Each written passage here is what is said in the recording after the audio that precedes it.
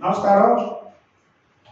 పలువు లేనటువంటి విజయశాంతి రెడ్డి, ప్రతిష్ట లేనటువంటి విజయశాంతి రెడ్డి, కనీసం మానవ విలువల గురించి తెలియనటువంటి విజయశాంతి రెడ్డి.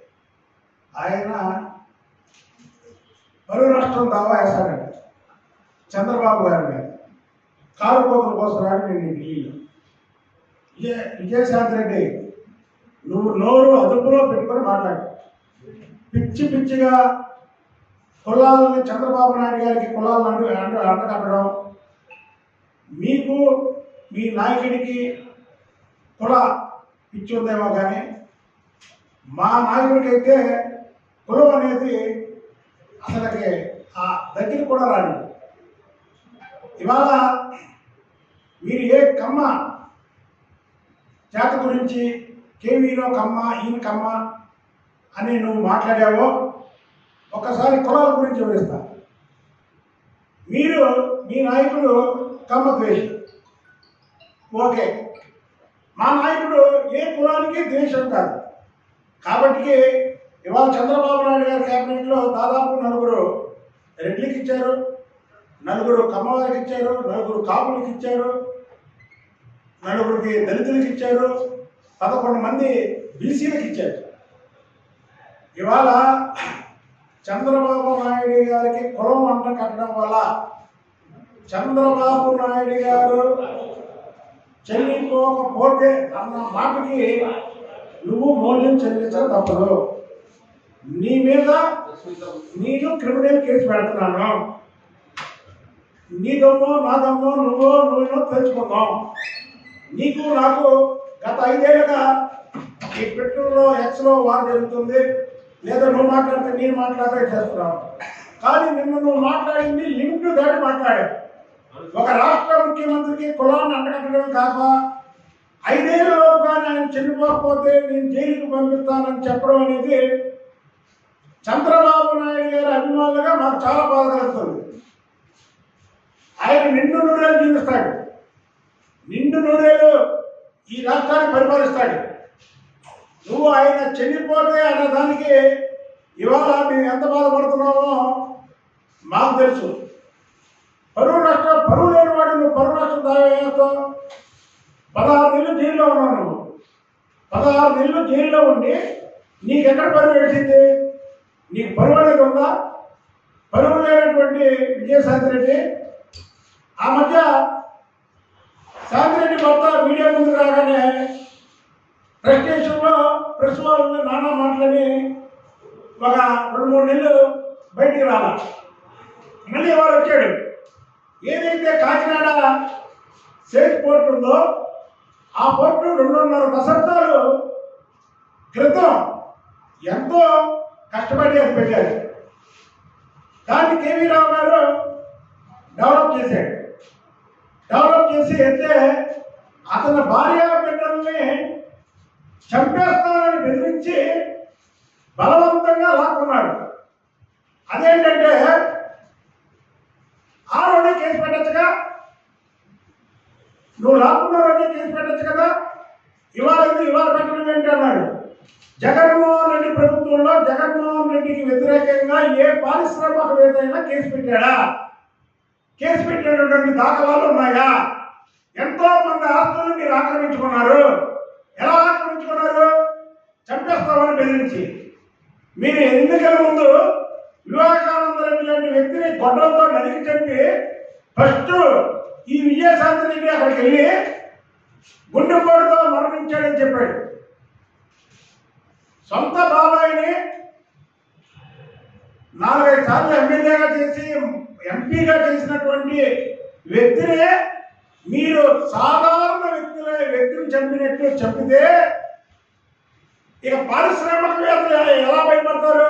మీ ప్రభుత్వంలో కేవీ రావుని బ్రోకర్ అంటాడు. ఒక పారిశ్రామికవేత్త ఎంతో మందికి ఉద్యోగ అవకాశాలు కల్పించినటువంటి వ్యక్తుల్ని బ్రోకర్ అంటాడు. ఈ బ్రోకర్ విజయసాయి రెడ్డి, వీడి బ్రోకరు. నీకు ఏ రాజకీయ నేపథ్యం ఉందని నీకు 2 సార్లు రాజ్యసభ సభ్యులు ఇచ్చారు. నువ్వు చేసేది బ్రోకర్ పని. కేవీ రావు, చంద్రబాబు నాయుడు గారు ఒక సామాజిక వర్గానికి చెందినటువంటి వ్యక్తులని వాళ్ళిద్దరు కలిశారని అంటే మీ ప్రభుత్వంలో మీరు చేసినటువంటి అన్యాయాన్ని ఆ రోజు ఎదిరించలేక ఇవాళ అనేక మంది మీడియా ముందుకు వచ్చి మా పొలాలు లాక్కున్నారు, మా పొలాలు లాక్కున్నారు, మా బిజినెస్ లాక్కున్నారు అన్నాడు తెలుగుదేశం ప్రభుత్వంలో. మరి మీరు ఆ రోజు మీ మీద భయపడి ఎవరు రాలేదు. మీరు కేవలం మీరు తీసుకున్నటువంటి 41% 494 కోట్లకి మీరు తీసుకుంటే ఒక్క సంవత్సరం లాభాలు మీరు పెట్టినటువంటి లాభాలు మళ్ళీ వెనక్కి తీసుకున్నారు ఒక్క సంవత్సరంలో. అంటే మీరు బెదిరించకపోతే కేవీ రావు అనే వ్యక్తి అవి అమ్ముతాడా మీకు? 494 కోట్లకి అంటే ఒక్క సంవత్సరంలో వచ్చే ఆదాయాన్ని మీరు జీవితకాలం మీ జీవితకాలం కోట్లు ఉన్నంత వరకు తినడానికి ఎవరైనా అమ్ముతారా? పోనీ అమ్మేడు అనుకున్నాం ఇబ్బందుల్లోని కేవీలో ఏమన్నా ఆర్థిక ఇబ్బందుల్లో ఉన్నాడా? పోనీ ఆ రోజు ఆయన బ్యాంక్ స్టేట్మెంట్లు ఆయనకున్నటువంటి పర్సనల్ ఏదైనా ఆర్థిక లావాదేవీలు తీస్తే తెలిసిపోయింది కదా. అమ్ముకోవాల్సిన అవసరం ఇప్పుడు వస్తుంది ఎవరికైనా చెప్పండి. మీరు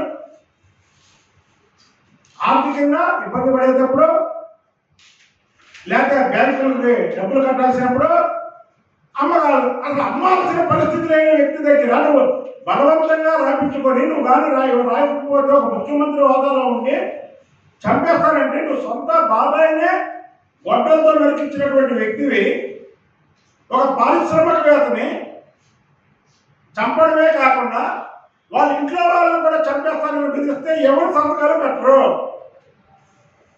దాన్ని నువ్వు కులాన్ని ఆపాదిస్తావా?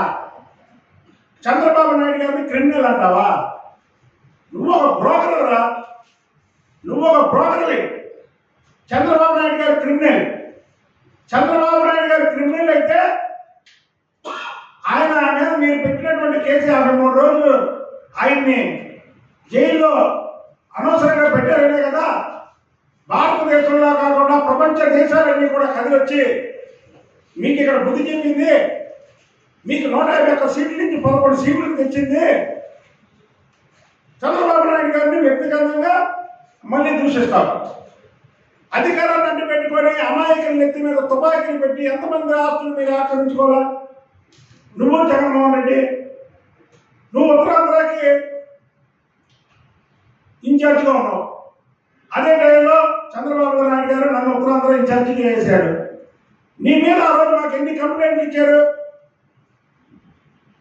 మాకెక్కడన్నా అలాంటి చరిత్ర ఉందా? ఉంటే 5 ఏళ్ళలో మీరే అరెస్టులు చేసేవాళ్ళు కదా. చంద్రబాబు నాయుడు గారి మీద ఎక్కడన్నా ఉందా ఇలాగా బెదిరించి లాక్కున్నాడు చంద్రబాబు నాయుడు గారు అనేది?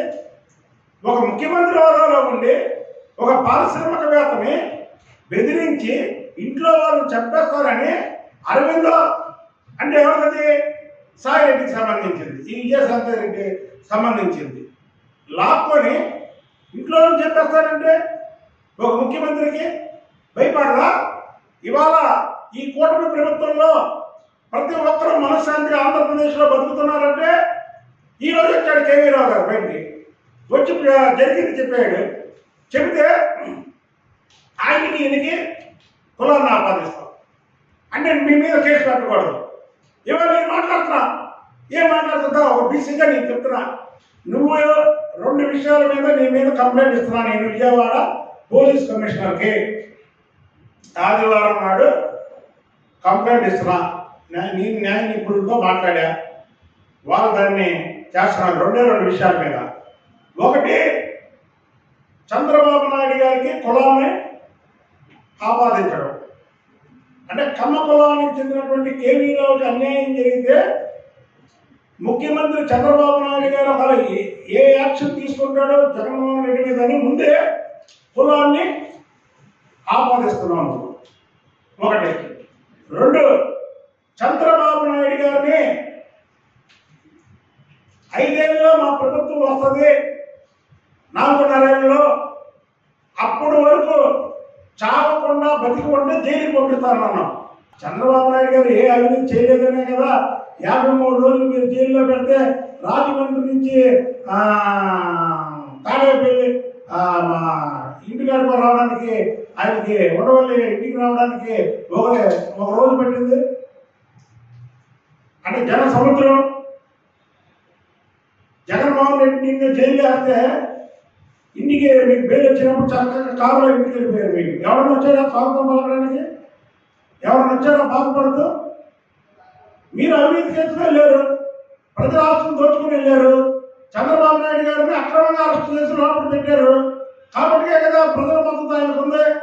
మరి చంద్రబాబు నాయుడు గారిని జైల్లో పెడతామంటావా? ఈ 2 పాయింట్లు ఏదైతే ఆంధ్ర ప్రజలకి ఇష్టమైన నాయకుడే కాక నాలాంటి చాలా మందికి దేవుడితో కొలుస్తాను చంద్రబాబు నాయుడు గారిని. అలాంటి వ్యక్తిని ఈ 4.5 ఏళ్ళలో చావకుండా బతికి ఉంటే నేను జైలుకి పంపిస్తానన్న మాటల్లో అర్థం ఏంటి అంటే, చంద్రబాబు నాయుడు గారు లాంటి వ్యక్తిని నాకు అనుమానం ఉంది. ఈ జగన్మోహన్ రెడ్డి గ్యాంగ్ ఆయన్ని ఏమన్నా చేస్తారేమో అని. ఎందుకంటే వీళ్ళు ముక్కు మూసుకొని తపస్సు చేసినా, మళ్ళీ ఎన్నికలు ఎప్పుడు ఆంధ్రప్రదేశ్లో వచ్చినా ఈ 11 సీట్లు ఎంపీ 3 సీట్లు రావాలి అది తెలిసిపోయింది. ఇక ఇలా తెలిసిపోయింది అంటే ఈ విజయసాయి రెడ్డి అన్న మాటలో ద్వంద్వర్థం ఉంది. ఈ 2 మీద నేను విజయవాడ పోలీస్ కమిషనర్కి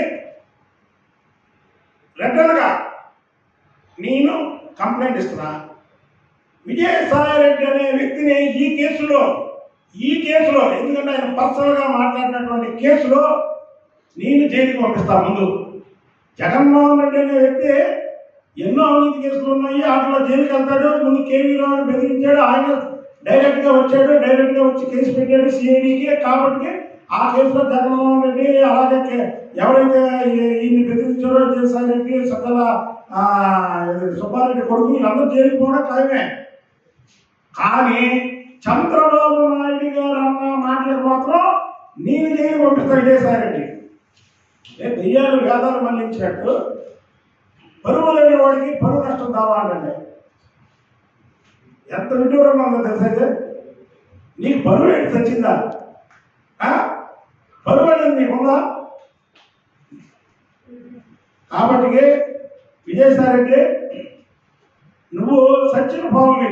అసలు మీ పార్టీ అనేది టైటానిక్ షిప్ మునిగిపోయిందే, అలా మునిగిపోయింది. ఇలా అందరూ ఒక బతికారు, ఇందులో ఒకరో ఇద్దరు ఇంకా ఆ పార్టీలో ఉన్నారు. మీరు రంగాలు వేసి లేపినా అది లేకపోతారు. మీరేదో మొదటి ఊపులు 4.5 ఏళ్ళ తర్వాత మేము వస్తాము, 4.5 ఏళ్ళ తర్వాత మేము వస్తే చంద్రబాబు గారిని జైల్లో పెడతాము. అసలు 4.5 ఏళ్ళ సంగతి తర్వాత మాట్లాడితే నువ్వు నిన్న ఢిల్లీలో మాట్లాడినటువంటి మాటలకి నువ్వు మూల్యం చెల్లించక తప్పదు. నిన్ను లోపడేసే వరకు నేను మాత్రం నేను వదలను విజయసాయి రెడ్డి.